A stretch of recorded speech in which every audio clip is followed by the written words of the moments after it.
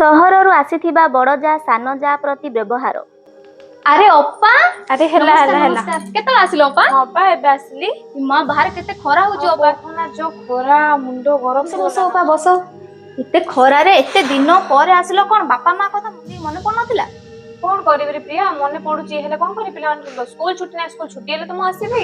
ଆରେ ଅପା ପିଲାମାନଙ୍କର ସ୍କୁଲ କେବେ ମଧ୍ୟ ଛୁଟି ହବନି, ଏବେ ତ ପିଲାମାନଙ୍କର ପାଠ ଷ୍ଟାର୍ଟ, ପୁରା ବୁଢା ପର୍ଯ୍ୟନ୍ତ ପଢିବେ, ତା ବୋଲି କଣ ଗାଁକୁ ଭୁଲିଯିବ ନା କଣ?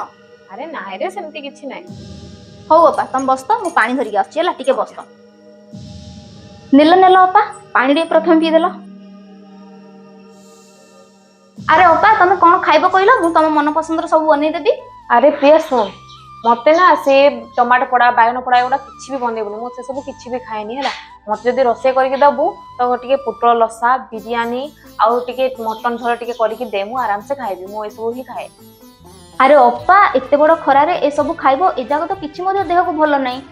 ଓଫୋ ପ୍ରିୟା ତୁ କିଛି ଜାଣିନୁ, ଏମିତି ଖାଇବା ତୁ କେବେ ଖାଇଥିଲି ସେ ତୁ ଜାଣିଥାନ୍ତୁ। ଏସବୁ ହିଁ ଖାଇବାକୁ ପସନ୍ଦ କର, ଯଦି ତୁ ବନେଇବୁ ତ ଏସବୁ ବନା, ଯଦି ବନେଇବୁନି ଜମା ବି ବନାନା। ହଉ ଅପା ଯାହା ତମର ଇଚ୍ଛା, ମୁଁ ବନେଇଦେବି। ଆରେ ଅପା ଖାଇବା ସବୁ ରେଡି ହେଇଗଲା, ଚାଲ ଚାଲ ଖାଇବା ଚାଲ। ଆରେ ବସ ରେ ପ୍ରିୟା ପରେ ଖାଇବା, ମତେ ଏବେ ଭୋକ ହଉନି। ଅପା ତମେ ଜାଣିଛ ନା ତମର ଏଇ ଶାଢୀଟା ମତେ ବହୁତ ବଢିଆ ଲାଗୁଛି। ହଁ କି? ଆର ଦାମ କେତେ ଜାଣିଛୁ? ପୁରା 10,000 ଟଙ୍କା। ଛାଡ, ତୁ ତ ଏଇଭଳିଆ ଶାଢୀ କେବେ ପିନ୍ଧି ପାରୁନଥିବୁ।